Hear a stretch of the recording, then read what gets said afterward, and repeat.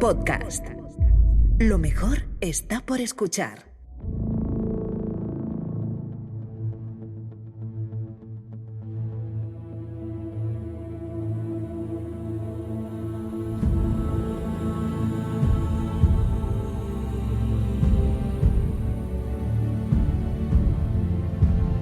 A lo largo de la historia de la humanidad ha habido personajes clave, personajes que han marcado de una manera o de otra la historia, los designios de una civilización, y desde luego la historia de Roma es una historia apasionante. Hace 21 siglos, en el siglo I a.C., hubo una suerte de personas que propiciaron la llegada del Imperio Romano.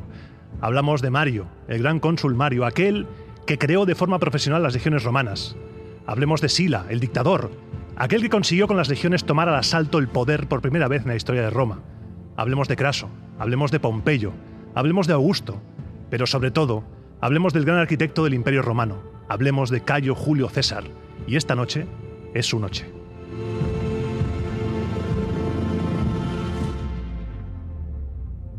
Esta es la forma en que muchos de nosotros conocimos por primera vez a Cayo Julio César, no a través de un libro de texto, sino a través de la voz inconfundible de Juan Antonio Cebrián. Estas palabras que he pronunciado son las primeras, la introducción del pasaje de la historia de Cebrián.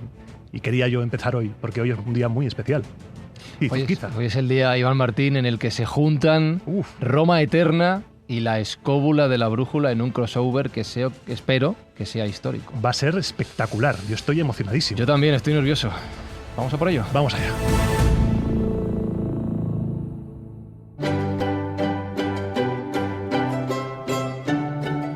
Escóbula a Eterna.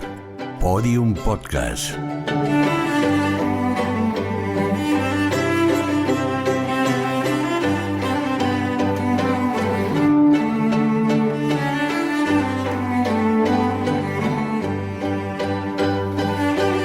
Dices que esta es tu tercera grabación en los estudios de Podium Podcast. Sí. ¿Estás nervioso? Un poquito. ¿Por qué? Porque el peso de la historia está sobre mí ahora mismo. Ya, el peso de la historia y de toda la gente que tienes en el estudio. Y tenéis un montón aquí de gente, aquí hay más gente que en la guerra. ¿Quieres que te los presente? Por favor. Mira, voy a ir de un lado de la mesa a otro. Aunque algunos los conozco mucho ya, ¿eh? Sí, de escucharles, claro, sí. Por ejemplo, y de verlos hoy. Juan Ignacio Cuesta, aquí tienes un fan.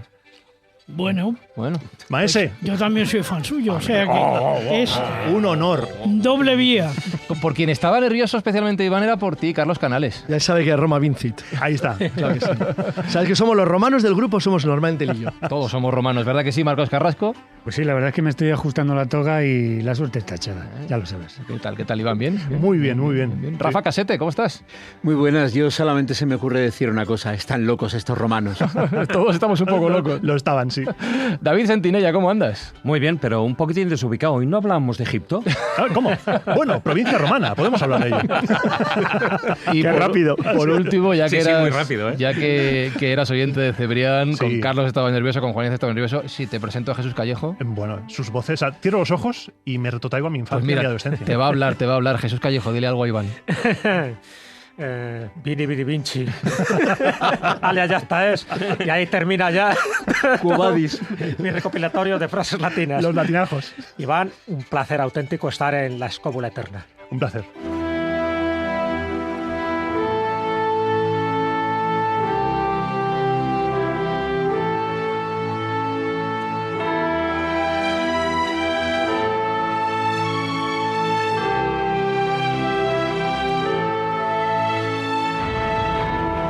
Creo que lo primero que tenemos que hacer es contar la intrahistoria de este crossover, de esta escóbula eterna que hoy vamos a desarrollar. Lo primero, contando por qué hemos elegido, y voy a afinar la frase, ¿por qué has elegido el tema del asesinato de Julio César y su relación con los idus de marzo? ¿Por qué decidiste proponer este tema? Porque hace poquito que fue el asesinato, la efeméride se conmemoró esa mañana de las idus de marzo, 15 de marzo del año 44 a.C., en la cual Julio César recibió una mala noticia, 23 puñaladas.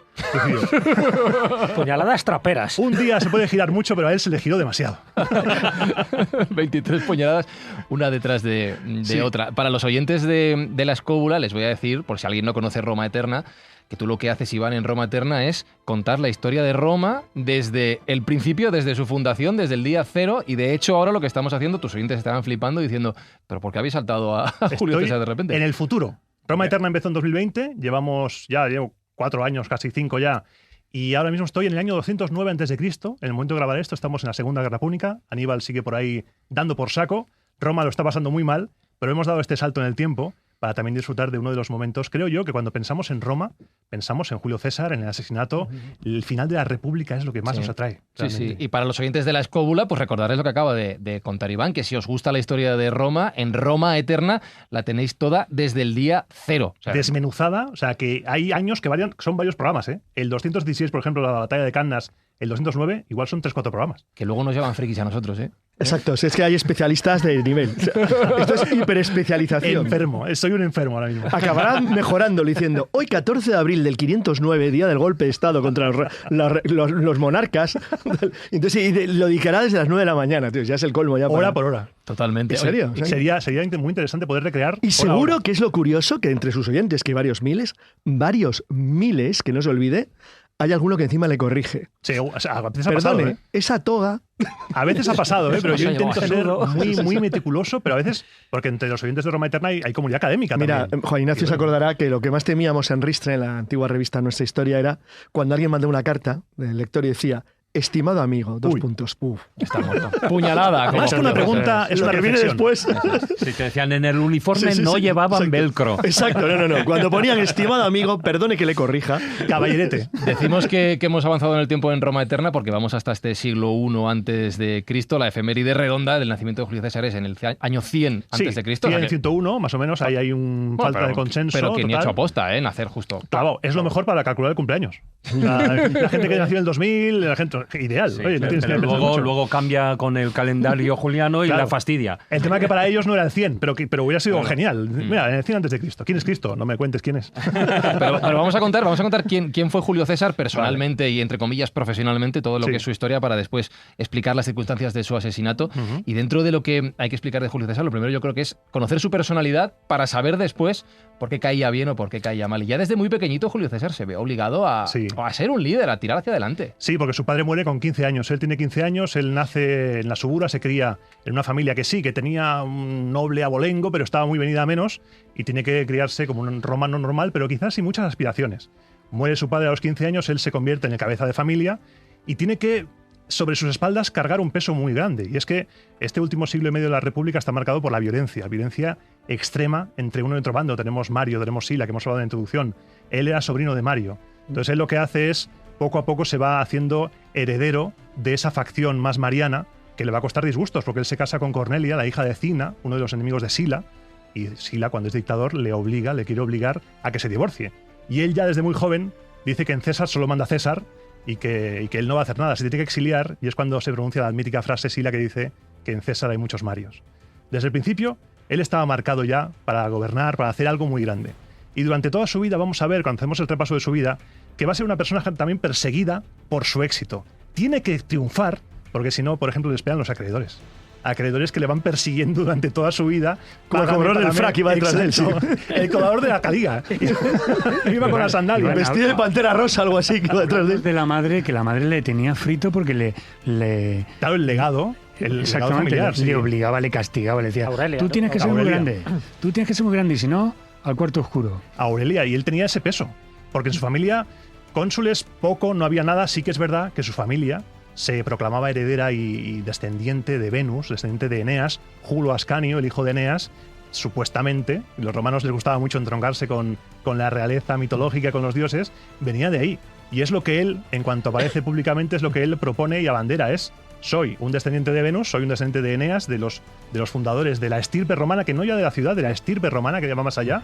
Y por ejemplo, después en Augusto, cuando Virgilio escribe la Eneida, hace esa glosa, ese homenaje a la dinastía de Augusto, que era adoptivo, sí, era un poco sobrinillo, pero es la dinastía que funda Roma. Para entender un poco esta etapa de la juventud y para saber un poco lo crecido que estaba, ¿no? El ego que fue adquiriendo poco a poco, ¿no? Hasta que llega a convertirse en dictador perpetuo. Y, en fin, los odios que iba generando, pero también las adhesiones. Sí. En esa etapa de juventud, que por cierto hay que decir que Julio César no nació de cesárea. No, es un mito, es verdad. Es verdad. Ay, pues yo había oído que había porque leído... hemos hablado de Aurelia, Sí. su madre, por lo tanto. No, pero yo lo que había oído es que lo tuvieron que operar porque el niño no salía y que por eso la operación se llama cesárea. No. ¿Eso es un leyenda bulo, urbana? Leyenda Sí, urbana. Aquí, como dice Jesús, porque si sabemos que la madre sobrevivió, Claro. es que no hubo cesárea porque moría. Bueno, a ver, pero las Moría. cesáreas mucha gente sobrevive aquella hoy en época día. Ahora, no. no, hace 2000 años. Exacto. De hecho, su hija. Su hija al dar a luz. Bueno, una vez que hemos desmontado uno de los mitos más persistentes, no nació por cesárea. Cesárea viene... Yo esto lo contaba nació por las cesáreas en aquella época, ¿eh? Sí. Pero vamos, no viene de ahí. Un poco para ver un poco el carácter arrogante que tenía Julio César. Hay una anécdota muy significativa, ¿no? Que era en su juventud, cuando tenía 25 años, en fin, ese viaje que hace a la isla de Rodas, donde para es apresado a los piratas y su chulería. Sí, esa chulería, eso lo oí ya de niño, en una cosa de Bruguera, ya salía la historia. Piden 20 talentos de plata. ¿Y qué dice Julio César? ¿Se indigna? ¿20? ¿Cómo que 20? Pagad por mí, podéis conseguir 50. ¿Pero qué os pensáis? No sabéis con quién estáis hablando. Entonces él dice que pueden conseguir más y durante esos 40 días que los piratas van a buscar el pago de la madre y tal, le está haciendo bullying. Se ríe de ellos, sois unos paletos, les lee sus cartas, les lee cosas. Da orden. Bueno, y ensaya, ¿no? No hagáis ruido, no hagáis ruido que estoy durmiendo. O sea, eso yo creo que deberían. Él de secuestrado decía eso a los captores. Secuestrado. Y los piratas. Los piratas agobiados ya. Sí, a ver si viene el pago ya y nos quitamos de encima este pesado. Repeinado, guapete, sí, pero es un pesado. Entonces ese es el carácter ya. Y luego cuando pagan el rescate dice volveré. Bueno, repeinado porque se quedó calvo. Tío, eso es. Iba con el peinado para adelante. De hecho, la calvicie la inventó él. Porque hay cada representación. Tenéis que ver un busto en el Museo del Prado que está totalmente que se le ven las lonas. Y el cartón asoma, sí. Y el cartón asoma. Pero un segundo, que me he quedado. ¿Volveré y qué? Volveré y os crucificaré. Y lo hizo. Volvió cumplió. Y los ejecutó. Reclutó una flotilla. Pero fue bueno. Fue bueno, sí. Los mató primero. Antes les cortó el cuello, ¿no? Antes de crucificarlos. Sí. Bueno, primero los mató y luego los colgó. Eso también hacía la Inquisición cuando alguien se arrepentía a última hora. Le estrangulaba y luego le quemaban. Que no es lo mismo morir quemado vivo que morir quemado estrangulado. Aquí los factores sí que altera el producto. Exactamente. Pero entonces que yo me enteré, o sea, Julio César ya desde muy joven, voy a decir la frase de si alista se mete a soldado, vamos a decirlo así. Todos los romanos. Con esa familia que tú has comentado y con esas frases que acabáis de describir, esa actitud, entiendo que es un soldado, pero no es un soldado a cualquier raza. Era un héroe. Él consiguió en Mitilene, el asedio de Mitilene, la corona cívica, un honor es como la laureada de San Fernando, es una medalla al honor brutal. ¿Pero con qué edad? Pues tendría esto fue... Con 19 años. Aquí. Sí, con 19 años. Con 19 años. Con 19 años ya era un militar condecorado. En el 81, sí, por ahí. Sí, con 19 años él... bueno, pues además es que es un momento histórico que tiene cierto revuelo, porque en Roma le llaman la reina de Vitilena. Sí, porque hay unos rumores... De Bitinia. Hay unos rumores que dicen que tiene un affair, pero el problema de los romanos es que el affair es que él es el pasivo. Claro. Porque en la antigua Roma, si tú eres el activo, no pasa nada. Pero si tú eres el pasivo, ahí viene el problema, porque no puedes ser alguien que reciba, en este caso, en este tipo de unión sexual. Por eso no había ningún problema cuando César también era el marido de todas las mujeres. Bueno, pero explica, porque hemos ido ya directamente a la causa. Yo estoy flipando. A la causa directamente. A ver, a él está allí, va a Asia, a las provincias de Asia, y de repente se encuentra que, bueno, el jefe, es decir, le dice, oye, tienes que ir a hablar tal, que necesitamos unos barcos. Y establece una serie de relaciones comerciales y unas negociaciones con el rey de Bitinia. Nicomedes. Nicomedes de Bitinia, el rey Nicomedes. Famoso Nicomedes. Y entonces él tiene una amistad un poco especial, que se comenta mucho en Roma. Yo creo que quizá hubo algo. ¿Vosotros qué opináis? ¿Creéis que quizá sí? ¿Quizá no? Estas son habladurías que luego las... No, pero a ver, todos sabemos que tú cuando coges y miras te das cuenta que los historiadores muchos se ponen a favor y en contra. Sí es cierto que los de la época, Suetonio, tal, lo daban por pues, hecho. Claro, lo daban por hecho, sí. Lo daban por hecho. Y en el Senado también. De hecho, era Julio César decían que no se alteraba por nada, salvo que se sacara este tema, ¿no? Porque se ponía en duda, digamos, su hombría, ¿no? Porque como tú bien decías, o sea, el problema de no era por la homosexualidad, sino por la pasividad. Exactamente, no es por mantenerla, exactamente, es el pasivo el que tiene el problema. O sea, tenías que ser Dante, no Petrarca. Está prohibido. Qué curioso. Era verdad la frase esa que se decía en su momento, de que era la esposa de todos. Sí, es verdad, eso es de los 12 Césares, sí, ¿no? Sí. Eso es posterior. El esposo de todas las mujeres. El que ya el rumor por lo menos era extensible. Eso es posterior en más de un siglo. Eso es en la vida de los 12 Césares, cuando Suetonio, al machacar a toda la familia Julio, los tritura a todos, pues también le pega a César, le atiza a todos. Y entonces dice ese detalle, porque eso en general es una manera de criticar, pero sin pasarte. Sí, tampoco le podían acusar demasiado. Pues no te la jugabas, porque César era un mito en el mundo romano. Y a carne, a pescado, en fin. El libro era el Divino Julio, la vida del Divino Julio. Aquí tengo una pregunta importante. ¿Era guapete Julio César? Sí. Guapete, ¿no? Era guapete, le gustaba arreglarse. Sí, las crónicas dicen que sí. Era guapete. Cuidaba su vestido, cuidaba su peinado, su perfume. Era un metrosexual de la época. Lo pregunto porque esto nos va a explicar luego cómo Pero da el nombre de Julio. Lo da el nombre de Julio. Sí, que tendrá Julio, ¿verdad? Julio Templos, no Julio Iglesias, Julio Templos sería... Y lo sabes. Iba a decir que aquí estamos poniendo piedras en lo que es lo que luego se volverá contra él, y todo esto lo vamos sumando para cuando lleguemos a la fase de su asesinato y por qué le asesinan. Entonces, tenemos que es un joven militar condecorado, un tío guapete, exitoso, chulo. Esto de que en César solo manda César y que si me secuestráis no pagáis 20, pagar 50, que yo valgo mucho más. Y ya muy joven también, cuando muere Sila, al que ya has mencionado, vuelve a Roma y comienza una gran carrera como abogado. Sí, empieza como abogado. No, a nivel de ganar casos, no gana muchos casos, pero sí que le sirve para postularse como un hombre del pueblo. Es lo que llamaríamos mediático, porque él elegía muy bien los asuntos para tener fama en el pueblo. O sea, no había televisión, pero dentro de la estructura de la ciudadanía romana, en lo que tú llevaras en determinados contactos te hacía que fueras parte de lo que llamaríamos pues los mentideros, la gente de lo que se hablaba de ti. Sí. Y él elige muy bien, gracias probablemente, eso nunca se ha demostrado, ¿no? Pero se decía que gracias a sus contactos, no dejaba de ser un sobrino de Sila y estar bien vinculado a ciertos elementos del poder, de elegir muy bien los asuntos que llevaba para que le dieran fama. Aunque los pudiera perder, es decir, tú ibas, yo qué sé, a un delincuente famoso, a un acusó, tipo, por ejemplo, a la vela de corrupción. Exacto. No ganó, pero le ganó fama. Pero te hace ser famoso. Sí. Hablaba bien, además. Hablaba muy bien. Había sido formado en orador. Cuando le secuestraron las piedras, iba a formarse con Apolonio Molón, creo que era. Y ya en ese momento, cuando él es abogado, le nombran sacerdote. Más adelante le nombrarán, sacerdote, pontifex. Pero ¿cómo que te nombran sacerdote? Sí, sacerdote puede ser... No es como ahora. No es como ahora. Es un cargo sagrado, un cargo que le nombran en ausencia por la muerte de un tío suyo. Pontifex Maximus. Ese va después. Primero sacerdote, como un flamen. El flamen dialis, pues le nombran sacerdote. Y después, en el año 69, creo yo que es el punto de inflexión, cuando muere su tía. Y en el funeral de su tía en el año 69, su esposa y su tía Julia, su esposa Cornelia y su tía Julia, mueren. Y es ahí cuando nace Julio César, de verdad. Nace en el 100, pero el personaje nace en el 69, porque en los funerales él muestra toda la parafernalia de Mario, y él es cuando en el mismo discurso fúnebre se erige sucesor de Mario, sucesor político de Mario. Entonces, claro, la gente allí dice... Los optimates tiemblan, porque ha vuelto el terror. Mario, no olvidemos que fue una masacre horrible. Sila también, pero es que hubo masacre tras masacre, incluso Sertorio, Quinto Sertorio, que estaba en las filas de Mario, horrorizado, se organizó para ejecutar a una unidad de Mario que estaban haciendo auténticas tropelías salvajes en Roma. Entonces, hasta ese punto llegaba el miedo de los optimates, porque volver a esos momentos de violencia que según las fuentes se habían inaugurado con los Graco, unos contra otros, luchas internas, volver a eso provocaba mucho miedo. Y durante toda esa historia, desde el 69, César va a provocar miedo en los optimates. De todas maneras, a ver, el 69, como tú dices, es un punto de inflexión. A él es cuando precisamente le dan el primer cargo, que es el de cuestor, ¿no? Que es una especie, es un magistrado de menor rango, ¿no? Y a él lo mandan por sorteo a Hispania Ulterior. Hispania Ulterior, que es, digamos, es la parte de España, pero es parte de Portugal, parte de Extremadura, casi toda Andalucía y algo de Castilla-La Mancha, si no me equivoco. Sí, ¿no? es la de allá. Digamos que era la no civilizada, la más salvaje. La más salvaje. Entonces, él como cuestor que era, él estaba a cargo, bueno, tenía que facilitar las cosas y asistir al gobernador, ¿no? Me imagino, el cuestor de las legiones era, por ejemplo, el que repartía el dinero, el que llevaba las cuentas. Y también, bueno, claro, también se encargaba de recoger, pero yo digo que es un punto de inflexión porque él conoce ahí, conoce las provincias, digamos, Sevilla, que tenía con otro hombre, y una muy importante que era Gades.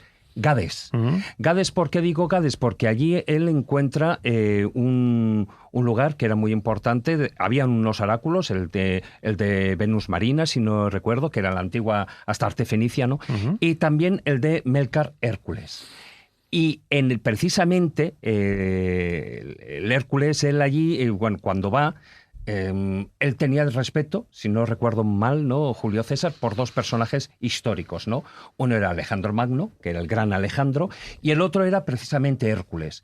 Y cuando él va allí, se da cuenta de que precisamente tiene 29, 30 años, y se da cuenta de que precisamente con esa misma edad, Alejandro ya había hecho un montón de cosas. Sí, y él todavía no había hecho nada. Entonces, ante una estatua de Alejandro, él rompe a llorar, y esa misma noche, esa misma noche tiene un sueño.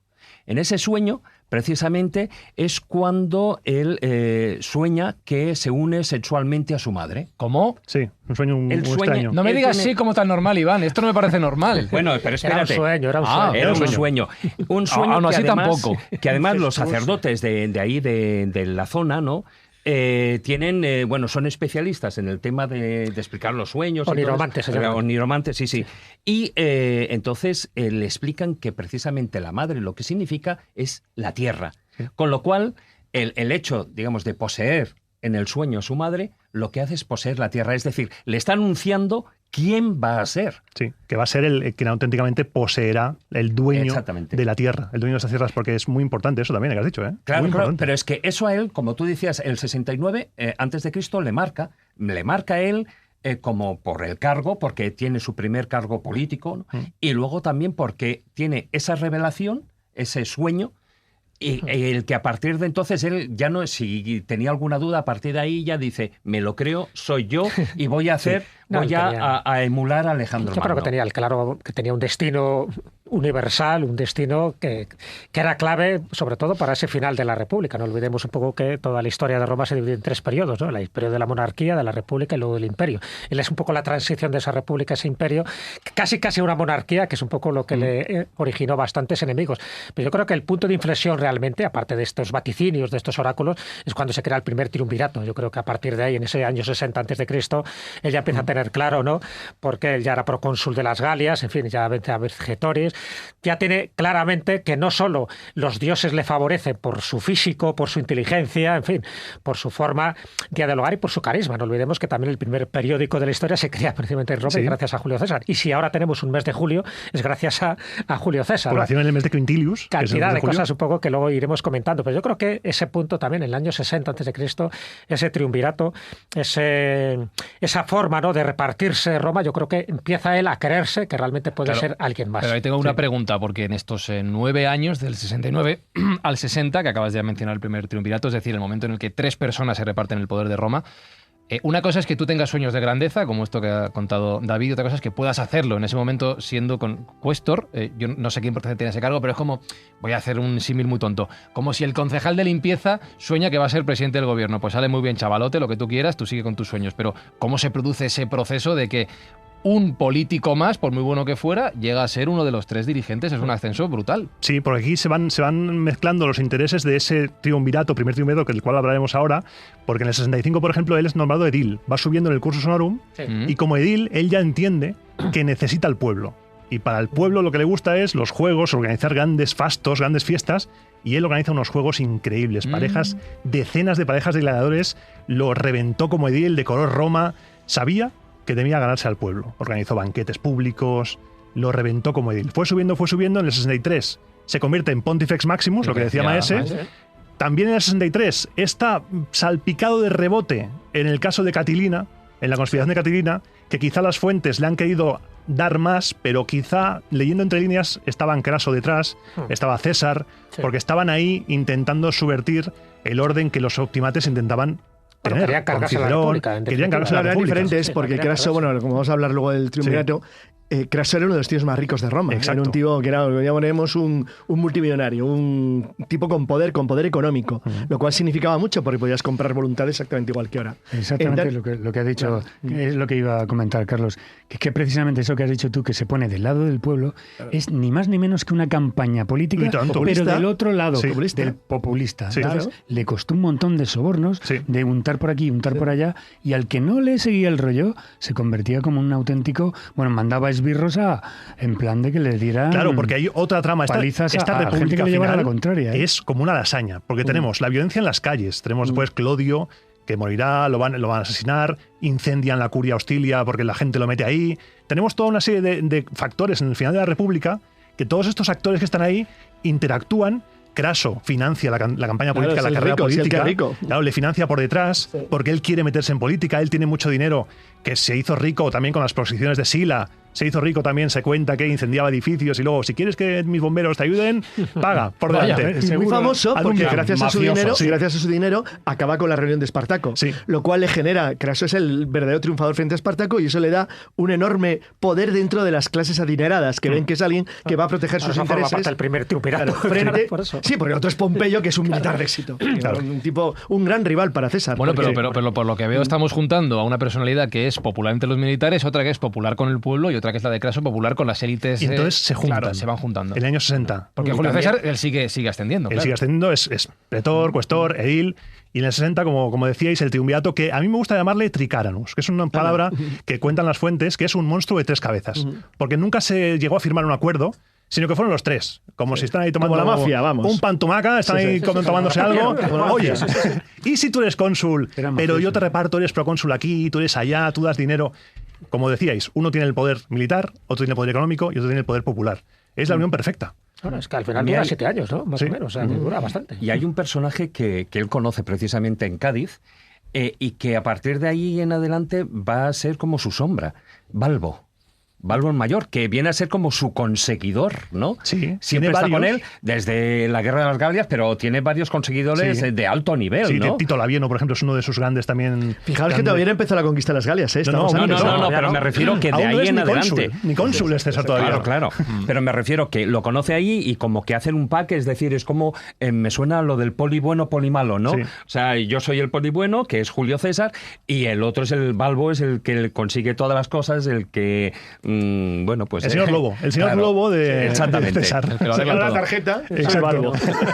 Dices lo de que no era cónsul todavía. ¿Cónsul era un cargo muy importante? Cónsul era el líder. En estos momentos en la República ya está empezando a dejar de tener importancia. Los cónsules, cuando Bruto, cuando la monarquía cae en el 509 y se forma la República, se forma un sistema que tiene 2 reyes, 2 líderes políticos, tanto políticos como militares, los cónsules, que se van a turnar, es un cargo anual, y aquí no es cónsul, cónsules son los que manejan el ejército, con los que lideran las campañas, pero en este momento ya está dejando de tener sentido el tema de los cónsules, porque tenemos a Pompeyo. Pompeyo te puede levantar legiones sin ser cónsul. Sila, por ejemplo, en su ascenso al poder, dejó de tener cargos legales y la cargó contra Roma, conquistó el poder militarmente. Entonces aquí él es en el 59, cuando es elegido cónsul, debido a las maniobras del Tricaranus, de este tejemaneje de yo que están aquí los croupiers, y aquí es cuando empieza a nombrar, va a aprobar leyes agrarias, se intercambian matrimonios políticos, se van juntando, y aquí es cuando él ya recoge esa herencia de los Graco, de Mario, para asentar el poder popular, porque él está convencido todavía, y lo que sigue haciendo, que la gente es quien le va a sostener, porque el Senado se lo va a cargar a la mínima. Y él ya está empezando a tener esa idea. Porque a los políticos no les cae bien, ¿no? No tiene un buen perfil. No bueno, él era político, al fin y al cabo. Claro, él lo era. Pero él se vende como yo soy un político contra la corrupción. Claro. Los políticos estos son unos corruptos, yo no. Me suena mucho eso. No hemos cambiado de nada. Nada. El sistema viene contra mí. Y en ese momento, además, es cuando recibe el encargo el gobierno de las Galias, como estáis diciendo. Sí. Y allí empieza también a cimentar su leyenda. Maese, no sé si quería... Sí, quería hacer una pequeña intervención sobre un tema que aparece años después, ya una vez terminada la República, y que recuerdo que lo recoge Robert Graves en su famosa obra sobre el emperador Claudio. Y es que la primera esposa de Octavio, César Augusto, que sería el que empezaría, digamos, la saga de la familia Julia, dice que realmente ella lo que quiere es quitarse todos los enemigos del medio para que suba su hijo Tiberio, para que no se vuelva a repetir las matanzas que había habido durante la República. Porque evidentemente la República ella consideraba que había sido anarquía. Y ella, que es la que manda realmente... Livia Drusila, la que manda sobre Octavio César Augusto, recuerda las brutalidades que se habían hecho durante la República y quiere que no se vuelvan a repetir, y por eso se quita todo, se quita Póstumo, se quita a toda la gente delante, para que su hijo Tiberio, que era un inútil por otra parte, termine siendo el sucesor de Octavio César Augusto. Pero escúchame, me acabas de hacer un crossover de la escóbula con Roma Eterna, que ya le hemos saltado para adelante, y tú me acabas de hacer un crossover de la escóbula de Roma Eterna con el podcast de Maese. Has pegado un salto para adelante, ¿no? Pero es muy interesante. Sí, pero es porque hablo del recuerdo... De no volver a la guerra civil. Sí, exacto. Del recuerdo que tenía Livia Drusila de no querer volver a las brutalidades que ha habido durante la guerra civil. Exacto. O el caos. Que César usa eso varias veces. Eso es lo que quería decir. Sí, claro. Vamos a caminar hacia el caos. Es un recuerdo, de alguna manera. Fíjate que el nombramiento de César, como para poder dirigir todo lo que es la estructura occidental que le va a dar el mando del ejército que opera en el sur de las Galias, bueno, y en el norte de Italia, coincide con un fenómeno de suerte horrible para Roma, pero no mala para él, que es la muerte de Craso. Craso, una especie de locura de ambición, intenta atacar al Imperio Parto, que era la gran potencia del mundo. Oye, por cierto, qué muerte más bonita la de Craso, que le funden oro fundido para calmar su avidez. Pero es otro quien murió, no es él quien murió, es otro. ¿Quién es el que muere? Es con el oro otro fundido? Anterior, el nombre no lo tengo, pero él... Que le hacen beber oro fundido, ¿no? Sí, qué bonito, pero es otro, en Carras también, o sea, en la batalla también, pero es otro, a él le cortan la cabeza y la exhiben por ahí. Sí. Están las fuentes, pero lo que me flipa de esa batalla es cómo describen las fuentes cuando los romanos ven jinetes armados. Acorazados. Y dicen, ¿esto qué es? Los catafractos. Sí, ¿qué está pasando aquí? Y Craso muere, pero claro, él elimina con un desastre militar romano, pero a él elimina, a César le elimina un rival. Uno le queda otro. Exacto. Tiene un problema, le queda Pompeyo. Claro, porque mientras tanto César sí que ha ido aumentando su nivel, su popularidad como militar en este caso. Hablabais de las Galias, él va cimentando su leyenda de cara a la gente, como también es buen militar. Claro, en las Galias es cuando ya se distingue como un estratega, o sea, a nivel logístico, la velocidad cuando se opera. Luego en Alesia, hay que hablar de Alesia, la doble navegación. O sea, es una pasada. No estamos hablando de un altavoz que dice cosas. No. Que Alexia era una fortaleza, una ciudad fortificada inexpugnable casi. En la que Julio César hizo 2 círculos, uno de 12 kilómetros y otro de 40 kilómetros, que ahí desarrolló una estrategia militar, pero digna de vamos, que... Se estudia hoy en día todavía. Dejó sin árboles cientos de kilómetros a la redonda. Se habla que mataron a probablemente 1 millón de galos durante la conquista. Que es donde derrotó a Vercingetoris. Exacto. Que es la mítica escena del cuadro en la que sale Vercingetoris rindiéndose. Permitidme un inciso. Yo creo que eso ha dado lugar a la serie Asterix y Obelix, porque ese resquemor de los galos contra el Imperio Romano. Asterix y Obelix es un panfleto filoterrorista. Exacto. Pro galo. Hay que hacer algo ya con esto. Decir, vamos a luchar contra Tintín. Nosotros vamos a hacer la serie francesa de los cómics que es Asterix y Obelix, donde le hacían pedorretas absolutamente a Julio César cada por 3. Y es muy divertido. Pero no queda mal Julio César en la serie. Es muy bueno. Y además, lo que habéis dicho antes de están locos estos romanos, en la versión en italiano se dice sono pazzi questi romani, SPQR. Lo han hecho al punto que dices, ostras, qué bueno. Oye, hay muchos de nuestros oyentes que no saben exactamente lo que significa SPQR. Por favor, recuérdaselo. SPQR, Senatus Populusque Romanum, que es un símbolo de la unión, entiendas entre comillas, del pueblo y el Senado de Roma, que durante la República están a la gresca siempre, a la hostia limpia siempre, la plebe y el Senado, y se junta ese lema, que es el emblema de Roma, que hoy en día, cuando vas a Roma, me hace mucha ilusión todavía verlo, SPQR en las alcantarillas, en las papeleras, es muy bonito. Está muy bien que mencionéis al Senado, porque precisamente es el Senado el que empieza a mirar a Julio César con mal ojo. Dicen, hemos dicho que en el 58 las Galias. Viniendo arriba. 5 años. Estamos en el 49 y todavía sigue por ahí.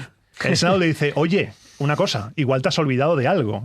es denunciar al mando de esas tropas, de ese ejército. Pero César sabe que si lo hace, se lo van a cargar.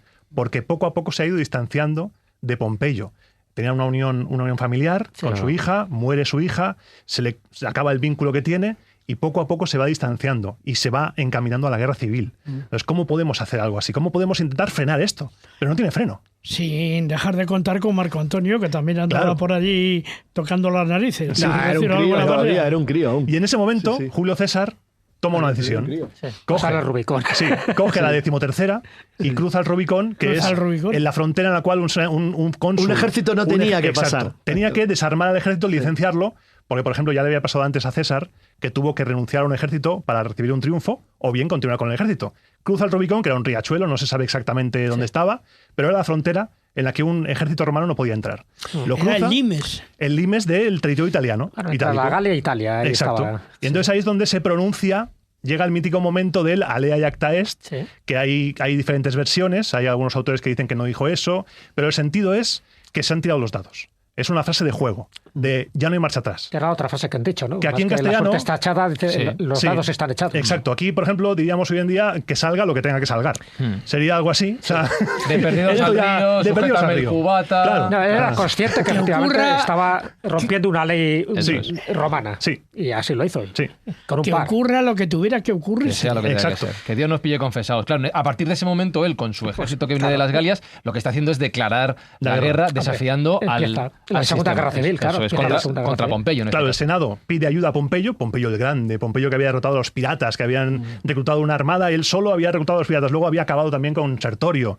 Una fama que quizá analizando los eventos, igual él solo había cogido los frutos de todos esos eventos. Craso fue quien realmente venció a Espartaco. Entonces, dependen de él un Pompeyo que ya no era el grande, estaba ya mayor, ya no tenía la energía de antes, y lo que hace es cometer un error garrafal, renuncia a Roma.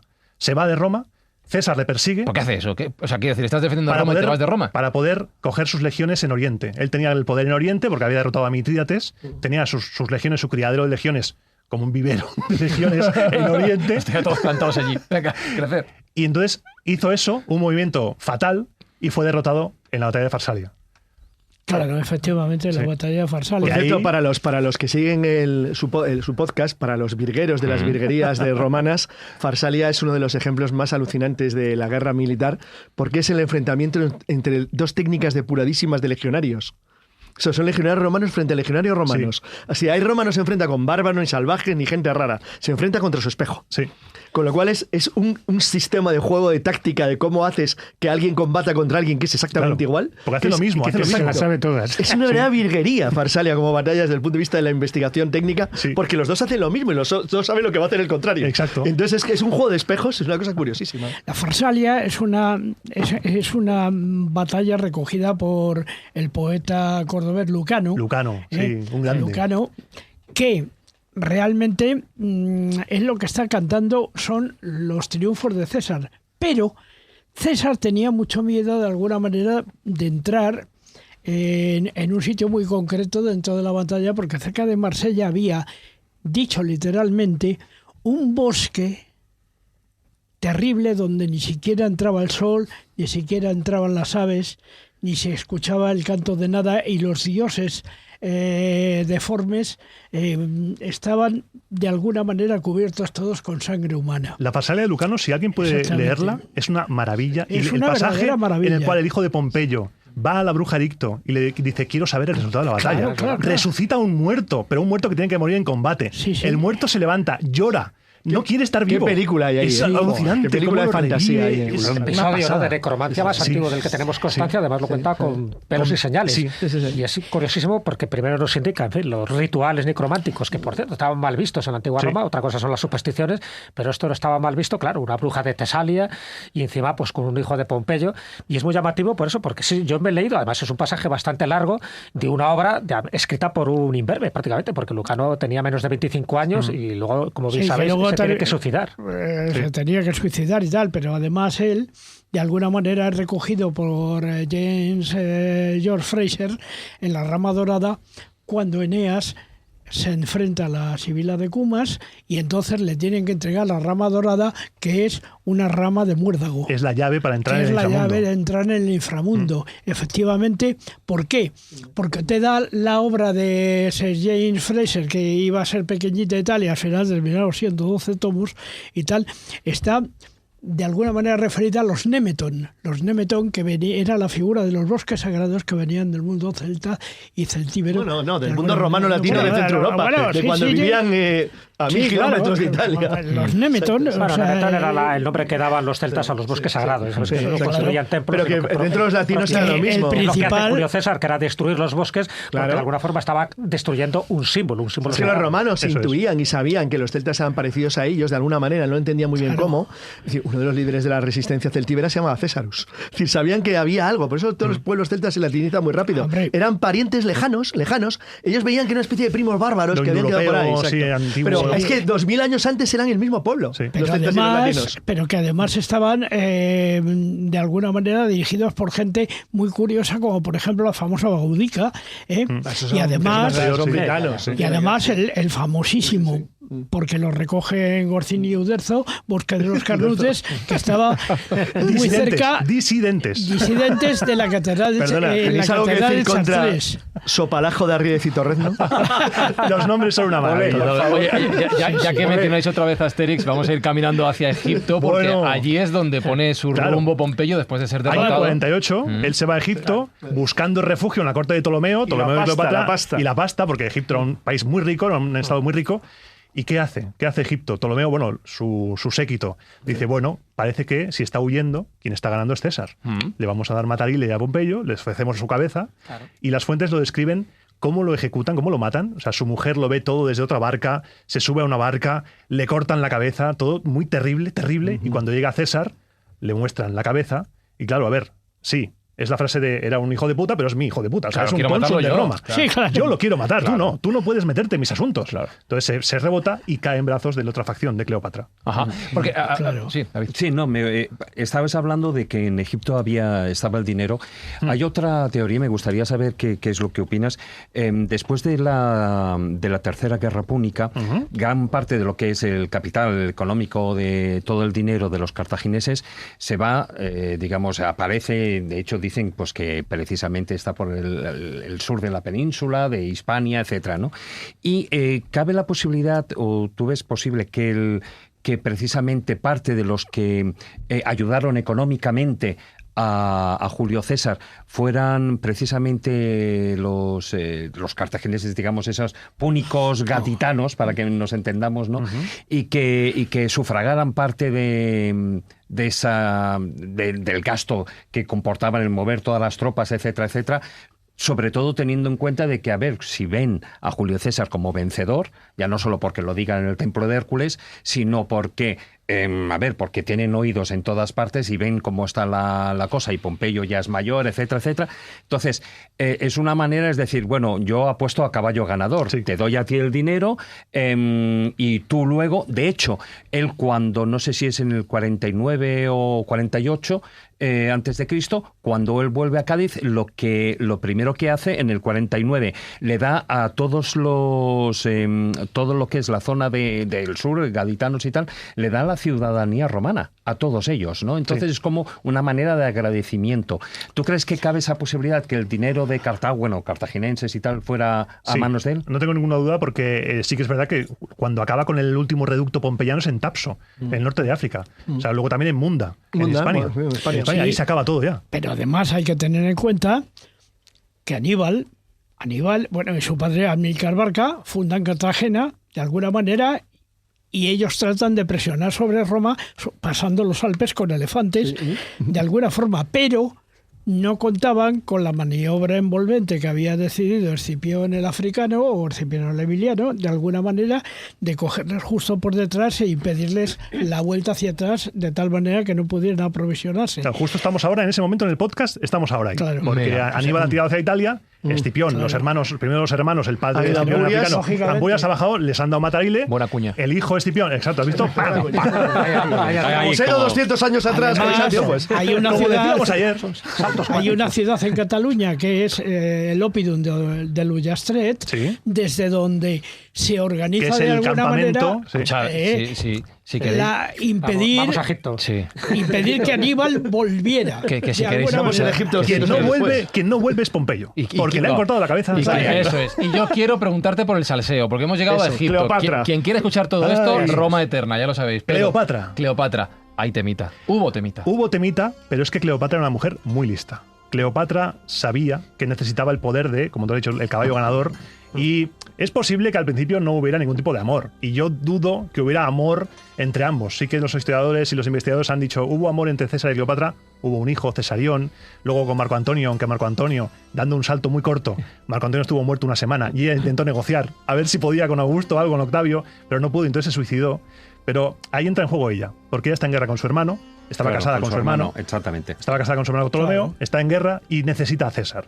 Y César, visto cómo operaba la cohorte de gente que tenía Ptolomeo al lado, dijo, pues venga, vamos a ver. Y ahí es cuando está la típica escena que cuentan las fuentes de la alfombra, que se presenta, porque tiene que esquivar el control de su hermano, que tiene Alejandría, tiene todo el control. Entonces se mete con una barca y aparece en una alfombra para presentarse ante Cayo Julio César, ante el cónsul de Roma, ante el hombre más poderoso del momento, y es ahí cuando empieza esa unión. Bueno, Iván, luego contaré lo de la alfombra. Te voy a contar que acuérdate de la mirada de Elizabeth Taylor. Sí. Con Richard Burton. Sí. Ahí ya había temita. Hollywood busca el taquillazo y se pasa por las narices toda la historia a Plutarco, a Suetonio y a Tóbicho. Pues mira, y es lo que a nosotros nos ha quedado, ¿no? Sí. Ya que Iván ha hecho su cuña, voy a hacer la nuestra. Dale. Aparte de este crossover especial, vamos a grabar una extróbula sobre cómo ha sido contada la historia de Julio César a través de los cuadros del arte. Marcos nos lo contará. Pero también Rafa nos va a hablar de cine y cine relacionado con romanos y cómo se ha contado esta historia en el cine. Así que y también a nuestro canal de iVoox y buscad esa extróbula eterna, lo voy a llamar así. Extróbula eterna. ¿Qué te parece? Sí, ¿Qué te parece? O sea, si queréis ir al pasado, Roma eterna. Si queréis ir al futuro y cómo se ha contado esto, la extróbula de la brújula. Somos los caminantes del tiempo, ¿eh? Vamos para adelante, para atrás, vamos a la pasada. Pues vamos al presente de entonces, venga, ¿vale? Si te parece. Año 48 ya. Efectivamente, César con Cleopatra. Bueno, vamos a avanzar. Ha vencido a Pompeyo y ha matado a todas las últimas huestes que quedaban de la parte de Pompeyo y va a volver a Roma. Aquí hay una pregunta que yo tengo que no entendí muy bien cuando leí la historia de Julio César. Él vuelve a Roma. Se le nombra dictador, pero no lo tengo claro. Vale. Yo lo que he leído es que le nombran dictador durante 10 años, pero por otro lado que él se nombró dictador. ¿Esto nace o se hace? ¿Cómo funciona esto en Roma? Cuando vuelve a Roma, el cargo de dictador había caído en desuso, porque el cargo de dictador se creó en tiempos pretéritos de la República. ¿Cómo el cargo de dictador? ¿Cómo los tarquinos? Sí. O sea, está el alcalde, el presidente de la comunidad y el dictador. Es que a veces hay momentos en la vida en la cual hace falta gestionar movidas, gestionar cosas sin tener que ir de burocracia. Ajá. Cuando Roma está en peligro, lo que hacen es evocar la figura del dictador. Todas las magistraturas se suspenden, hay una persona nombrada por el Senado que se encarga de todo. Esa persona tiene un magister equitum, un número 2, jefe de caballería, que están gestionando los dos, eso es el militar. Ese cargo cayó en desuso en tiempos de finales de la República. Lo que se hacía era declarar enemigo público. Unos tis milites, unos tis publicus, y iban a por él directamente. Es lo que se nombró a Julio César, se nombró enemigo público. Cuando se nombra dictador él, primero son 6 meses. Se nombra él. Se nombra él, porque aunque le nombren, vale. empieza a recibir honores, pero son suyos. O sea, esto es una pantomima, esto es él. Entonces, porque no hay nadie ya, no hay poder, ya no hay Pompeyo, ya no hay restos pompeyanos, ha caído todo, no tiene rival. Rival no tiene un sentido peyorativo lo de dictador, no, pero para nada. Para nada. No, eso es con el tiempo. Luego se ha dado, exacto. Es decir, el dictador romano era un gestor, algo que para arreglar un problema. Acopio del poder, claro, para un momento puntual. Originalmente eran 6 meses o hasta que la crisis, si es antes, se resuelve. Hay historias de dictadores. Un gestor. En realidad es un gestor. Porque no siempre se nombraban dictadores para temas militares. Por ejemplo, si están los dos cónsules fuera de Roma y hay que hacer unas elecciones, una peste, una enfermedad, se nombra un dictador, se crea el dictador, menciona unos cónsules, tal cual, se hacen las elecciones y que cae. siempre es pro tempore. Es algo, sí, muy temporal, no es perpetuo. Incluso Sila dio un paso se más, porque se nombró dictador perpetuo. Perpetuo. A mí los 6 meses el listillo fue ampliando porque, claro, empezó a tantear las tragaderas de la gente y la cosa iba bien, bien, pero no iba tan bien porque empezaban ya los rumores. Iban afilando ya las dagas. Los rumores, el ruido de sables, ruido de puñales, es ahí cuando empieza. Entonces, yo creo que aquí es donde podemos dejarlo un momento, que Espi ponga una música chula y que nos deje el cliffhanger. Venga. Porque vamos a empezar a hablar del asesinato al 44. de Julio. Todo esto ha sido contexto. Sí. Ahora empieza la chicha. 44 antes de Cristo. Sí. Aquí es donde empieza el lío de verdad. Aquí es donde empieza la mandanguita. Donde empezamos a caminar hacia el asesinato de Julio César. Sí, ya empezó el año mal, ¿eh? Empezó tenso ese año porque Julio César había acumulado tanto poder que ya no quedaban prácticamente contrapesos políticos. Un sistema sin un contrapeso no es nada, es simplemente ya una tiranía prácticamente. Se había convertido en dictador perpetuo, el Senado se llenó de partidarios suyos, centralizó las decisiones en su persona y despertó la inquietud de quienes temían que esto era el fin de la República. Aquí ya empiezan los problemas. Pero yo ahí tengo una observación. Si tú nombras un dictador, igual ya... Es un rey. Deberías empezar a pensar que a lo mejor la República ya la estás poniendo tú mismo en peligro. Pero dictador como existía, como era un cargo que existía... Fíjate que es que hay un juego de palabras que la figura cambia. Pero para los romanos, es decir, él intenta todo el tiempo evitar la palabra rey.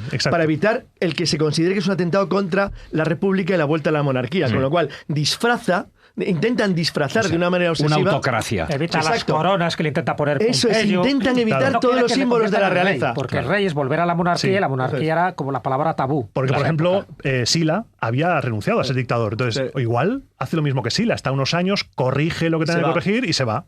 Pero él no tenía intención de hacerlo. De hecho, tengo entendido que corría el rumor de que sí que quería... Corría el rumor y luego, claro, llegamos al 15 de febrero, a las Lupercales del año 44 a.C., y ahí, en esa fiesta de la fertilidad y demás, en la cual Marco Antonio, que era cónsul, le ofrece 2 veces en el foro una corona.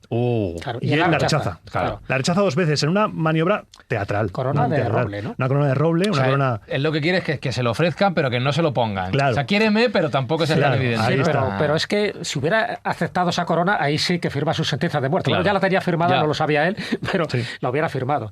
Pero él juega un poco como buen político que era. Él quería ser rey, evidentemente. Él quería... Sin nombrarse emperador, porque es verdad, es otro bulo que corrió, él nunca llegó a ser emperador, pero en el fondo lo que quería era ser emperador. Aunque sí fue imperator. Pero fue imperator. Pero no emperador. Pero es que es diferente. Claro, ¿qué diferencia hay? El imperator era el general victorioso. Un imperator era un cargo, un vencedor. Pero no era el cargo que conocemos ahora como emperador de un imperio, porque el imperio, las fuentes sí que hablan del imperio, pero el imperio de los romanos. El imperio, la fuerza, el control, no la unidad administrativa. ¿Y él no tenía miedo, no estaba ya oliéndose que a lo mejor podía pasar algo? Se especula con que igual sí. Igual sabía algo. Por ejemplo, él cuando vuelve de Hispania, lo primero que hace es cambiar el testamento. Nombra, luego se sabe después, nombra a Octavio, Cayo Octavio Turino, heredero máximo prácticamente de su herencia. Entonces ahí igual sabe algo. Él en algunas ocasiones también le cuenta a su círculo íntimo que él prefiere las muertes repentinas, que él prefiere que no saber cuándo va a morir. Entonces ha llevado a algunos también a pensar, sí. También se cuenta que igual estaba enfermo. También hay algunas fuentes que dicen que igual estaba enfermo, sabía que iba a morir, le daba igual todo. Estaba preparando una última campaña contra los partos que era innecesaria completamente. Entonces ahí hay esa especulación, pero le pilló por sorpresa. No se lo esperaba. Hay especulaciones, rumores y también hay augurios y algunas profecías que ya le iban diciendo Julio, frena un poco. Pero cuídate con los idus de marzo. La noche anterior, por ejemplo, su mujer Calpurnia, su mujer de ese momento, había tenido sueños horribles de él asesinado. Él incluso había soñado también que tenía una apoteosis que se lo llevaba a Júpiter. También había como fenómenos extraños, un viento horrible. Todo se conjuró en su contra. Y él mismo dijo, pues no voy. Claro. No voy. Ya. Pero ahí es cuando empieza la conjura. Pero hay una pregunta. Pero no iba porque estaba enfermo ese día en concreto. Pero tanto por los auspicios. Pero estoy enfermo. Hay algo que tenemos que explicar. Habéis mencionado los idus de marzo y esto es importante. ¿Qué eran los idus de marzo? ¿En qué consistía esto? Eran fechas. Ya sabes que los romanos se regían mucho también por fechas y los idus para ellos eran fechas muy concretas que eran los 15 o los 13. Los 15 eran los meses de marzo, de mayo, de julio y de octubre y los 13 era el resto de los días, ¿no? Y eran considerados días fastos. Sabes que ellos tenían días fastos y nefastos. En fin, los 13 eran para ellos días, los 15 y los 13 eran buenos días. Lo que pasa es que es cierto que los 15, sobre todo los idus de marzo, siempre habían sido precedidos por acontecimientos muy importantes dentro de la historia de Roma, ¿no?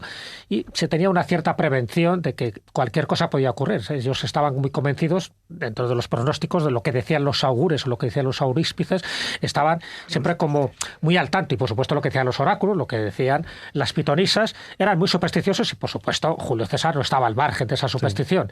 Pero ten en cuenta que en aquella época él vivía su máximo esplendor.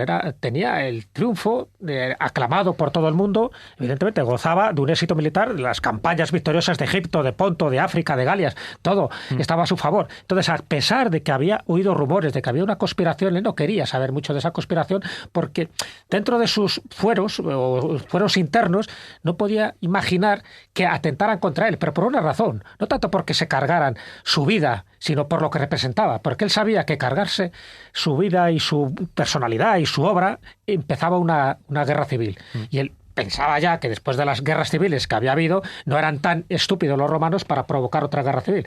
Estaba muy equivocado, muy distante de lo que era la realidad. Pero claro, estamos en una época donde tú te imaginas que es la persona más popular, más querida, más exitosa del mundo, pero hay 60 personas que no opinan lo mismo. 60 personas que están entre sus senadores. Y ojo, y esas 60 personas, que era del círculo más cercano suyo, estaban aquellos que les había perdonado en las guerras contra Pompeyo y aquellos que les había dado todo tipo de tierras, de títulos, de honores. Por lo tanto, dices, a uno les he perdonado la vida, no van a atentar contra mí. Y aquellos que les he sobornado no van a atentar contra mí. Pero el riesgo estaba, cuidado, este hombre, esos eran los rumores, ¿no? La Cisno, cuidado que este se quiere hacer rey. Y por tanto, ser rey quiere decir que se va a cargar la República en el peor sentido de cargarse la República. Y ahí es cuando empiezan los rumores y ahí encima uno de los conspiradores no solo es Casio, sino que es Bruto. Y Bruto, esa es una de las especulaciones que hay, si realmente era su hijo o no era su hijo, que también es una de las cosas que te quería preguntar, porque parece que había una afinidad en la que no podía sospechar dentro de los posibles sospechosos o conspiradores que Bruto estuviera implicado en esta especie de conjura. Era hijo de su amante, de Servilia. Y sí que es verdad que la frase mítica de tú también, hijo mío, si la llegó a pronunciar, que la haría en griego, kai su teknon, seguramente lo que hizo fue un hijo en plan de cariño, claro, no en plan de hijo. No era hijo adoptivo suyo, no era nada suyo. Lo que sí que lo tenía, como era hijo de su amante, lo tenía como su protegido. Y él nunca se pudo imaginar lo que tú has dicho, Jesús, es muy cierto. Él no podía imaginarse que todos los que estaban ahí, que él los había auspiciado, los había perdonado, ¿cómo me vais a matar? Pero aún así él tenía varias llamadas, porque, a ver, por ejemplo, Calpurnia, su mujer, cuando tú comentabas que tuvo ese sueño en el que muere en sus brazos sangrando y tal, ella precisamente... él se queda un poquitín con la duda porque ella precisamente no es pro, digamos, supersticiones ni nada por el estilo. Y luego también hay otro caso que al menos forma parte de la leyenda, no sé si será verdad, pero que hay un vidente ciego que es el que le dice y que habitualmente en Roma acierta en las predicciones, que le dice que se cuide, ¿no? Que se cuide de los idus de marzo, etcétera, etcétera. Entonces, es curioso porque ese día cuando él va al Senado, bueno, es como una manera de retar al destino. Sí. Él se lo plantea, pero dice, todo esto son tonterías, ¿no? Y según esa leyenda, ¿no? Pues cuando él está subiendo las escaleras hacia el Senado, se encuentra al vidente ciego y le dice, bueno, oye, que estamos a día 15 de marzo y todavía sigo vivo, ¿no? Y es cuando el otro, el ciego, le dice que todavía no habían acabado los idus, ¿no? Exacto, pero el ciego que era un augur, no lo olvidemos. O sea, allí no eran videntes como tal, era un augur, Espurina creo que se llamaba, y es el que le advierte, ¿no? Precisamente porque había hecho una serie de vaticinios y pensaba que efectivamente su destino negro estaba sellado. Sí. Él no lo cree, fíjate, a pesar de Calpurnia, a pesar de sus propios sueños, a pesar de los rumores que oía, y a pesar que en el camino hacia el Senado hay otra persona que le entrega un papel. Él pensaba un papel donde le está diciendo cuidado que van a conspirar contra ti, incluso creo que aparecen los nombres. Como una notita en clase. Claro, sí, pero él, a ver, estaba protegido, en fin, no solo por su guardia personal, sino también por todos los pelotas que había alrededor. Y muchas veces le entregaban papelitos, en fin, papiros enrollados para peticiones, súplicas. Y él pensaba que era una súplica más. Y lo que no sabía, la guardó en la toca, como sin más importante, cosa que si lo hubiera leído, a lo mejor ni siquiera subir. Sí, era como que los dioses le estaban diciendo desde ayer, cuidado, Julio César, cuidado que va a ser tu último día. Y él, por lo que sea, y sabemos un poco por las circunstancias personales y sociales que había en el momento, las desoyó todas. Porque yo creo que eso en su foro interno en ningún momento pudo pensar que encima le fueran a matar en un lugar tan sagrado como era el Senado. Sí, vamos a ver si os parece, hacemos una reconstrucción. Cuéntanos, por favor, ¿qué ocurrió? Él sale de su casa. Él dice que no va a ir porque estaba entre medio enfermo y medio de los augurios, pero aparece Décimo Bruto, Albino, y le dice, ¿cómo vas a ir, hombre? ¿Cómo no vas a ir? ¿Cómo te vas a quedar en tu casa? Tu gran día, hombre. Vente, puede ser tu gran noche. Hombre. Vente, por favor. Entonces, va para allá. Mientras afilaba el puñal. Exacto. ¿Qué pasará? ¿Qué misterio habrá? ¿Qué llevas ahí? Eso es un puñal que te alegras de verme, ¿no? Entonces, va para allá con Marco Antonio, se encuentra con Marco Antonio, su número 2, su auténtico número 2, aunque después las fuentes lo tachan como un borracho que es fruto de las fuentes augusteas posterior, pero a Marco Antonio le apartan ya. Llega uno, se lo lleva. Sí. Entra en la curia de Pompeyo, que está actualmente bajo la carretera que está delante del Teatro de Largo Argentina, en Roma, que si vais por esa zona, atrás hay un restaurante da Pancrazio muy bueno. Esto no es spam. ¿Esto también es cuña o qué? Esto no, esto gratis. Vale, hay unas albóndigas ahí tremendas. O sea, además, decir que cuando vas tú allí comes gratis. Hombre, no gratis no, yo pago.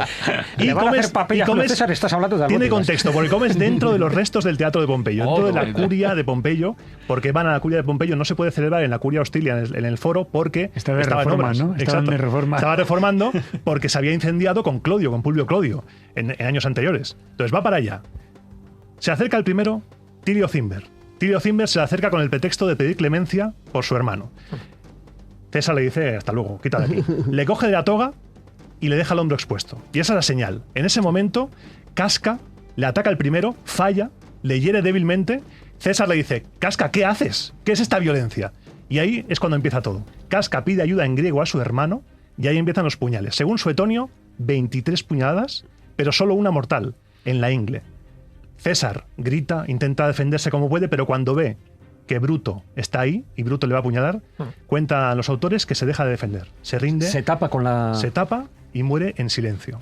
Dion Casio, Suetonio, Plutarco, todos cuentan que muere en silencio, pero Dion Casio cuenta que hay algunos autores que dicen que dijo lo de tú también, hijo mío, Bruto, tú también, que es lo que populariza después Shakespeare en la obra Julio César, y queda para siempre, porque es una escena potente. Pero según la mayoría de autores, muere en silencio, tapándose para la vergüenza de su cuerpo. Exacto. O en griego, kai su teknon, que seguramente lo diría en griego, y se tapa para la vergüenza de su cuerpo, para que un dictador de Roma, a los pies de la escultura de Pompeyo, de su máximo enemigo y antiguo familiar y querido, porque se tenían realmente aprecio, sí, porque este detalle es importante. No había tirado la estatua de Pompeyo. No había tirado porque tenía aprecio auténtico. Era su yerno. Era su yerno. Sí, se respetaba. Era su yerno. Además, claro. Pero Iván, esa puñalada en la ingle, es la femoral, que es una herida muy torera y que acaba con el... Es la que le mata. Porque te desangra absolutamente a cada latido, expulsas... Aguantó las puñaladas y la de la ingle es cuando la femoral la que le mató. Tú imagínate cómo debía de ser para darle una puñalada en la ingle, porque lo normal es en la espalda, en el cuello, en el pecho... Porque ya estaba pillado el sitio ya, había 60 personas. Dices, todos ahí, había más gente, vamos ahí, todos. Hubo un estudio en el 2003 de un grupo de forenses diciendo, vamos a ver, ¿cómo pudo haber sido la muerte de César en este momento? Entonces llegan a determinar, porque claro, los cuadros aparece ahí como una muchedumbre y todo el mundo dando puñaladas allá. Muere ahogado. En la oreja, en el ojo. Me metí en matado. Déjame sitio. Tú imagínate entre 5 y 10 personas los que realmente ese le dieron puñaladas. Por cierto, puñaladas o con la espada. Es decir, tenían daga o espada. Dagas. Se cuentan con puñales, sí. Porque es que a veces que yo he leído espada, otras de daga. Entonces dice, según este grupo, que eso, que reconstruyendo, que no pudieron ser más de 5 o 10, ¿no? Porque la operación era demasiado compleja y mucha gente se hubieran matado entre ellos. Eso es lo que yo me pregunto. Se hubieran matado entre ellos. Nadie salió herido de una... Yo creo que no fueron 23 personas, sino que fueron una o dos que fueron más. Que se cegaron con ansia viva, ¿sabes? Sí, porque desde luego el Gladius no es algo ligero, precisamente. La mortal fue la de Bruto, ¿no? La que le dio la ingle, que esa fue la que acaba. Que es la que le mató. Se cae, muere, ¿y ahora qué? Claro, porque te has cargado al dictador, al que tiene todo el poder, a partir de ahí todo un sistema político y todo un imperio, una república queda en suspenso. Claro, imaginaos ser Bruto. O sea, imaginaos por un momento estar en la piel de Bruto. Has matado al tirano, pero tienes que vender que es un tirano. ¿El pueblo cómo va a entender que has matado a un tirano, que has librado la república? En ese momento se van todos, se queda César ahí, solo, e intentan el día después. Cicerón intenta también negociar, intenta Marco Antonio en los funerales 2 días después. Es quien realmente se apropia de César, es quien es el más listo. El funeral, el testamento, y ahí es cuando se descubre el discurso fúnebre, ¿no? Enseñando, que es algo que hacen mucho los romanos. Cuando Lucrecia se suicida, cuando cae la monarquía, el golpe de Bruto, el golpe de efecto es mostrar a los romanos el cadáver de Lucrecia. Mira lo que ha hecho Sexto Pompeyo, ha violado a esta mujer y se ha suicidado. Pues esto es lo mismo que hace Marco Antonio, enseña el cadáver. Bueno, es lo que se hace hoy en día, es ganar el relato. Eso es, el relato. ¿Y cómo reacciona la gente, cómo reacciona el pueblo? Al principio la gente, así asao. A un shock, ¿no? Pero claro, ¿qué ha pasado? Pero después es el dolor. Cuando descubren, claro, poderoso caballero, es Don Sextercio. Porque cuando descubren que César en su testamento les ha legado el importe por 3 salarios mensuales de un romano normal, jardines, muchas prebendas, descubren que César amaba al pueblo, entrecomillándose siempre el populismo, amaba al pueblo, y es cuando los asesinos, los tiranicidas, tienen que huir. Porque no han conseguido que el relato, lo que tú decías, triunfe. No han matado al tirano. Lo que han matado es al pobre benefactor del pueblo, a Julio César. Aquí habría como 2 grupos, ¿no? Dentro de los conspiradores. Por una parte, aquellos que sí que se creían que lo que estaban haciendo era un bien para Roma, y aquellos que se apuntaban un poco al carro, como diciendo, bueno, yo voy a ser partícipe de su matanza porque luego a mí me van a dar algún tipo de puesto. Es decir, Bruto que iban un poco por arribismo. Pero yo creo que Bruto, ¿no? En fin, su ahijado, su sobrino, en fin, el que realmente estaba dentro de la conspiración, aparte de Casio, yo creo que él estaba convencido totalmente de que estaba haciendo un bien a Roma, de que quitándole a él del medio, Roma iba a mejorar. Sí, porque no se entendía que un asesinato fuera a cambiar todo el sistema, porque ya había pasado otras veces. Hay un denario en el cual aparece Bruto y aparece un nombre Ahala. Es Cayo Servilio Ahala. Eso nos retrotrae a la República, a los tiempos de Cincinato. Ahala era el asesino de Espurio Melio. Espurio Melio era un héroe de guerra que en tiempo de hambruna consiguió negociar el envío de trigo desde Etruria a Roma. El Senado le acusó de intentar proclamarse rey. Es la misma historia prácticamente. Y el Senado manda a Ahala a asesinar a Espurio Melio. Entonces intenta entroncar a Bruto con Ahala, con Espurio Melio, lo entronca con Bruto, con su antepasado en la monarquía, y es la figura de que va a salvar la república. No se esperan ellos que fuera, o sea, ellos querían que siguiera normalmente, comicios para cónsules y demás, sin ningún cambio. Pero ahí Marco Antonio y los cesarianos fueron los auténticos, los que pararon el golpe. y lo cambiaron y le dieron la estocada final a la República, que ya estaba muerta desde hacía siglo y medio, también hay que decirlo. Sí, bueno, estaba muriendo lentamente, ¿no? Porque cada muerte o cada acontecimiento era el final de la República, pero no acababa de llegar, ¿no? Porque de hecho todavía queda unos pocos años. Pero hay un detalle muy significativo que me interesa que comentáis, porque lógicamente Marco Antonio es el principal beneficiario de todo esto, él va persiguiendo luego a los que asesinaron a Julio César, pero cuando él organiza esos fastos fúnebres en honor a César, donde además le convierten en una deidad, porque claro, a partir de ahí, cuando muere alguien de la forma que muere, pues adquiere muchísima más popularidad post-mortem y le convierten en una divinidad, le hacen estatuas y todo tipo de cosas. Pero hay un momento dado donde ellos, ya hemos dicho que creen en los auspicios, pasa un cometa. Es el alma. Es el alma de Julio César, que ha descendido a los cielos, la apoteosis. Y acuñan la moneda, ¿no? Sí. Donde aparece Julio César con la moneda. Incluso con el cometa. Incluso las estatuas en la frente le colocan también el cometa. Como si él fuera su alma, que desde el otro lado está protegiendo un poco pues, los nuevos auspicios que se han generado y, por supuesto, el nuevo orden social que se ha creado en la antigua Roma. Que él ya lo había comenzado, él, por ejemplo, fue el primero que se puso en las monedas. El primero que las monedas, la persona, se puso él, las esculturas junto con los reyes, fue derivando a una especie de no monarquía helenística un poco extraña para el romano medio, y es lo que hará después Octavio, antes de ser Augusto, lo que va a vender contra Marco Antonio. Marco Antonio no es romano, Marco Antonio es un egipcio, es un oriental que se ha vendido a una lasciva prostituta egipcia, y lo intenta hacer no romano, y César se está encaminando a ello. Quizá era un visionario en ese momento. Porque la República no podía seguir así. Porque ahí hay un momento muy clave. Hay gente que sale beneficiada, hay gente que empieza a temer por su vida. Por supuesto, incluso los senadores que no participaron en la conjura temen por su vida porque a ver si me van a acusar a mí también de que yo he empuñado la daga. Pero ahí está, por una parte Cleopatra y por otra parte su hijo Cesarión. ¿Qué pasa con ellos? A Cesarión... Cesarión. David ha hecho un gesto con la mano como de tela marinera. Cleopatra... No, es que cuando vuelve, llega a Roma, adiós muy buenas. Claro. Ahí está, porque Cesarión es que es el hijo de César. ¿Cómo puede haber una estirpe? Si no es un rey, ¿cómo puede tener un heredero así? Y entre Marco Antonio, que se pone bajo el ala de Cleopatra, y luego tenemos a Octavio, a Cesarión no tiene mucho futuro. Es que molesta. Fíjate curioso que luego los otros hijos de Cleopatra, el propio Augusto, es decir, el enemigo de Cleopatra, no los trata del todo mal. La niña acaba siendo reina de Mauritania, acaba casándose una buena boda, que se dice, y acaban más o menos adoptados por el entorno del emperador y los cuidan ahí como una curiosidad que tienen ahí colocado. Pero porque tampoco tienen mayores aspiraciones. No saben que no son peligrosos. Pero Cesarión sí que las tenía. A mí hay una cosa que me llama mucho la atención del personaje de la personalidad y del personaje de Julio César, y es que antes he hablado de ese relato, ¿no?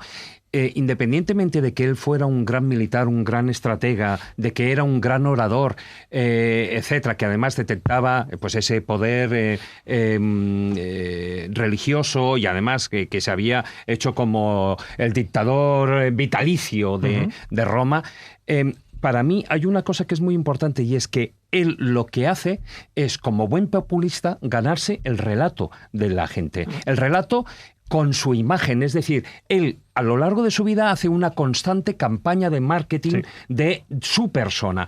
De hecho, por ejemplo, ya no solo es durante todos estos años, porque el pueblo no lo ve, pero sí que los políticos, los senadores, sí que ven hacia dónde se está dirigiendo, hacia esa autocracia total y absoluta, es decir, no quiere ser rey, pero sí que es un rey de facto, de hecho, y ellos sí que lo ven. Lo que no los ven es el pueblo. El pueblo, porque no tienen muchos de esos datos o solo ven otra cara, ¿no?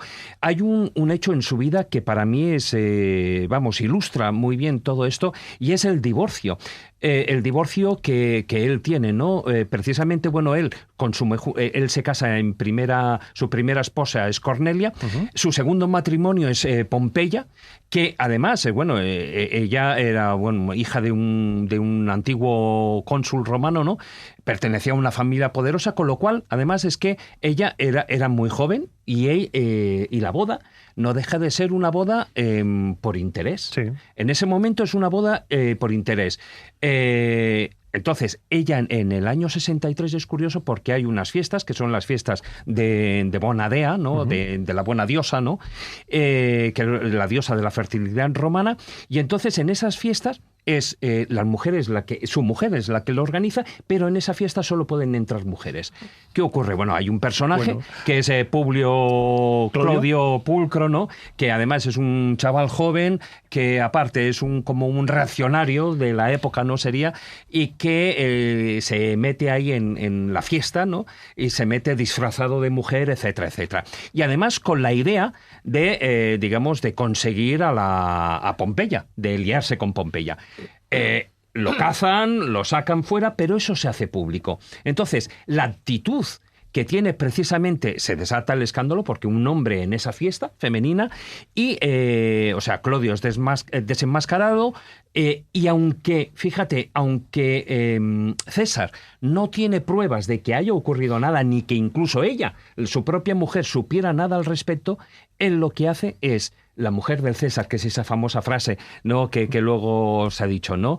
La mujer del César, además de ser honesta, tiene que parecerlo, ¿no? Bueno, pues él lo que hace es, se divorcia, porque no puede consentir que su imagen pública se vea manchada precisamente con que si su mujer estaba liada o no, o que quepa la menor duda.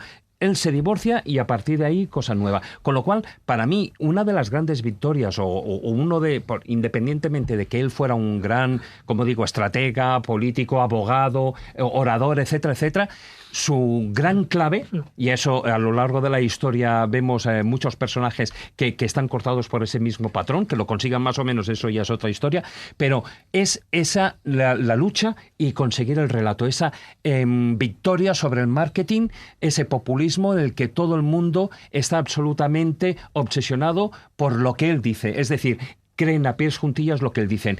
Y los cuatro colgados, los cuatro pobres desgraciados que se dan cuenta que le han visto el rostro detrás de la máscara son los que pagan el pato. Totalmente. Sí. Hoy haría un documental sobre sí mismo. Sí, absolutamente. No hemos cambiado nada. No, de hecho, quiero que nos quedemos con una imagen final para terminar este relato en esa... Yo creo que dimensión pública e histórica, Julio César es el, voy a decir, mandatario de Roma más famoso a lo largo del tiempo, seguramente. Sí. De hecho, mucha gente piensa que es emperador, ya hemos dicho que no lo fue.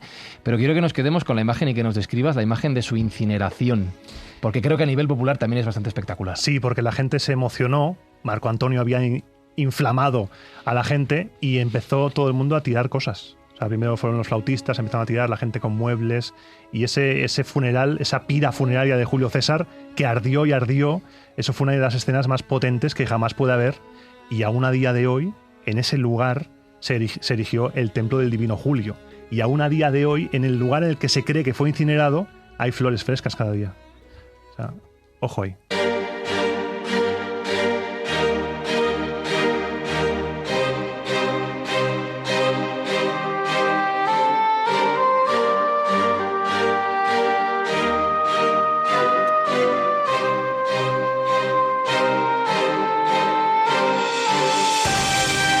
Yo quiero que en este crossover hacer un regalo a los oyentes de Roma Eterna, al que los escobuleros están acostumbrados cada semana.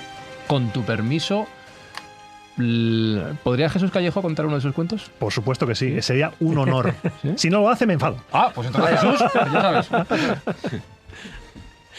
Bueno, voy a contar uno que tiene que ver con esta época. Es verdad que no se llegaron a conocer, pero hubo uno de los fabulistas más prestigiosos, dejando de lado a Esopo, por supuesto, pero estamos hablando de Fedro.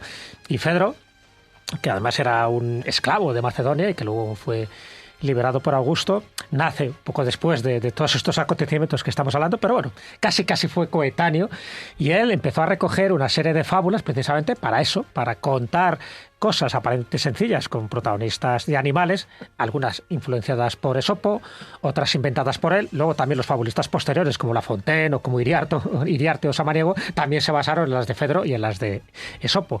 Pero Fedro yo creo que es un personaje interesante para traer a colación porque también está dentro de ese siglo I antes y después de Cristo y porque sus fábulas pues han servido un poco no solo para educar a generaciones y generaciones de niños, sino también pues para establecer una serie de pautas morales y éticas que en aquella época también se usaban. Y bueno, pues qué mejor forma que a través de ciertos animales que hablan y que cuentan historias inverosímiles, pero que dejan a veces un cierto pozo de verdad. Así que si os parece, vamos a contar la fábula de Fedro, que tiene que ver el lobo y la grulla.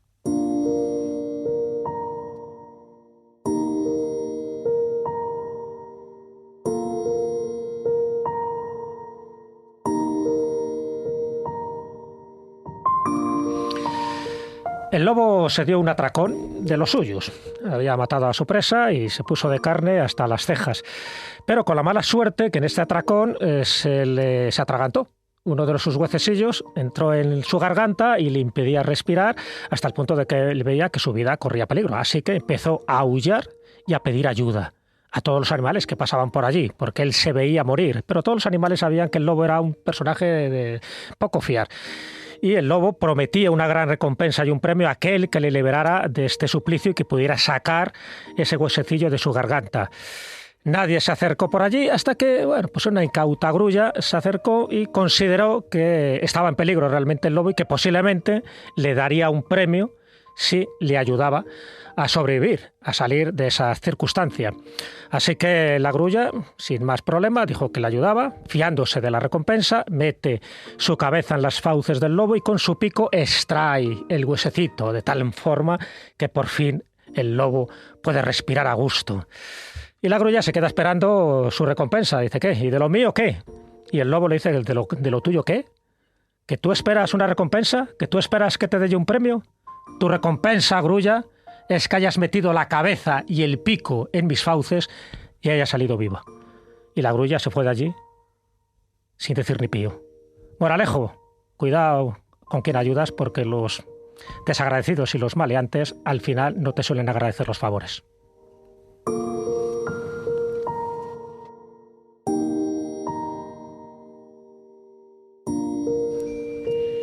Todas las semanas, Iván, yo intento decir algo medianamente coherente e ingenioso después del cuento de Callejo, no siempre lo consigo, pero ya que estamos en el crossover, esta vez te voy a dejar a ti. Tú sabrás lo que dices ahora. Yo no. Esta fábula debería haber salido antes de la muerte de Julio César, porque se tenía que haber tomado nota, porque Julio César cayó, en parte, con las dagas de gente a la que perdonó, a la que le hizo el favor. Pero en política, en la guerra, en el amor, no hay aliados, no hay buena gente ahí. Así que Julio César es quien debería aplicarse el primero a esta fábula. ¡Viva Fedro! ¡Viva!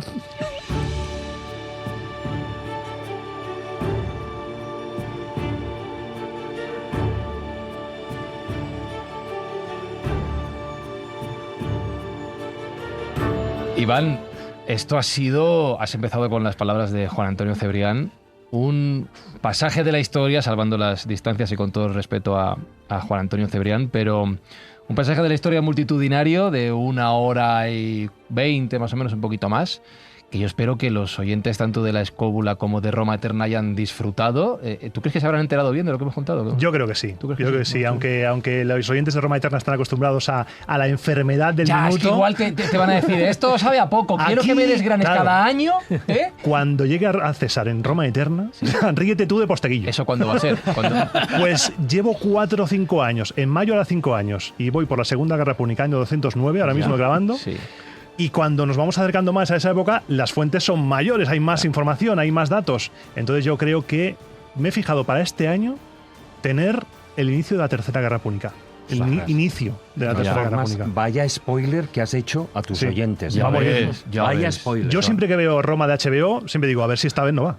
Porque cada año que la veo, cada año va. No que no va, siempre va y muere. O sea, que el que va a tener que ser eterno eres tú para poder contarlo todo. Yo creo que o mis nietos o una IA o algo acabará el relato. Porque mi plan es acabar en el Imperio de Oriente, el mal llamado Bizancio, el Imperio Romano de Oriente. Me gustaría acabar ahí cuando cae Constantinopla, pero no sé si llegaré, porque la salud, no sé. La salud no soy tan longevo como Roma, que Roma es a eterna. ¿Te lo has pasado bien en la Escóbula de la Brújula? Muy bien. Espero que vosotros hayáis disfrutado también. Esa es la otra pregunta, ¿lo habéis pasado bien en Roma Eterna, chicos? Sí. No hay duda. ¿Cuándo repetimos, Iván? Pues cuando quieras.